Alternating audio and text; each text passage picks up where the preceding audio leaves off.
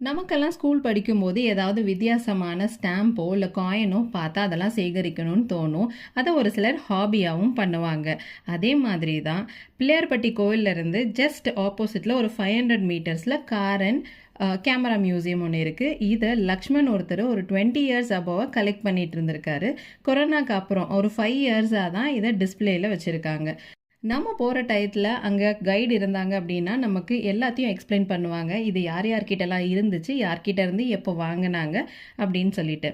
இங்கே இருக்கிறதெல்லாம் டாய் கார்ஸ், அதுக்கப்புறம் ஸ்கூட்டர்ஸ். இதில் ரொம்ப வியக்கக்கூடிய விஷயம் என்னன்னு பார்த்தீங்கன்னா, இதில் இருக்க முக்கால்வாசி கார் வந்து ஒர்க்கிங் கண்டிஷனில் தான் இருக்குது. வாரத்துக்கு ஒரு முறை அதை வெளியில் எடுத்துகிட்டு போய் வேறு வேறு இடத்துல நிப்பாட்டி வைக்கிறாங்க.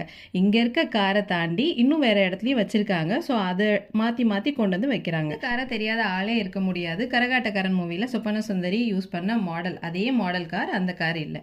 இந்த பிளாக் கலர் கார் பார்த்தீங்கன்னா கவிஞர் கண்ணதாசன் அவர்களோட அவங்க கிட்ட இருந்து வாங்கின கார் அப்படின்னு சொன்னாங்க.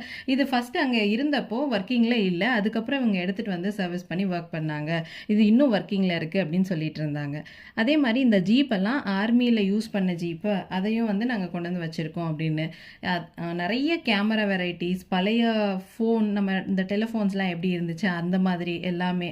ஸோ என் பொண்ணுக்கிட்டலாம் காமிச்சிட்டு இருந்தேன். இதெல்லாம் பட்டன் ஃபோன்ஸு, இந்த மாதிரி தான் நாங்கள் ஃபஸ்ட்டு ஃபோன்ஸ் எல்லாம் யூஸ் பண்ணிகிட்டு இருந்தோம். டயல் பண்ணுறதுலாம் இப்படி தான் டயல் பண்ணணும் அப்படின்னு சொல்லிட்டு கிராம ஃபோன்ஸ் இருந்துச்சு. கிராம ஃபோன்லாம் ப்ளே பண்ணி காமிச்சாங்க.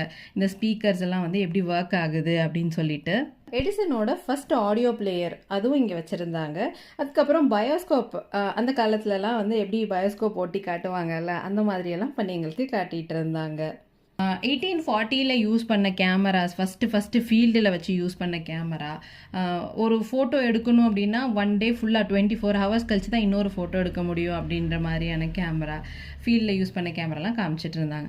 இந்த விண்டேஜ் ரேடியோ எங்கள் வீட்லேயுமே இருந்துச்சு. இதை பார்க்கும்போது நம்ம வீட்லேயும் இதை மாதிரி இருந்துச்சுல்ல அப்படின்னு அந்த மெமரிஸும் நம்மளுக்கு கொடுத்தாங்க. இது போக வேர்ல்டு வாரில் யூஸ் பண்ண ஸ்னைப்பர், அப்புறம் கேமரா, ஃப்ளை கேமரா, ஸ்பை கேமராவா, அதாவது பிஜிஎனுக்கு எப்படி அந்த கேமரா வச்சுருந்தாங்க, ஈகிளுக்கு அந்த கேமரா வச்சுருப்பாங்க அப்படின்னு சொல்லிட்டு இது எல்லாமே தனித்தனியாக ஒரு கைடு மட்டும் அங்கே இருந்தாங்கன்னா நம்மளுக்கு பர்ஃபெக்டாக எக்ஸ்பிளைன் பண்ணுவாங்க எந்தெந்த எது எது எது எப்படி எப்படி இருக்கும் அப்படின்னு சொல்லிட்டு.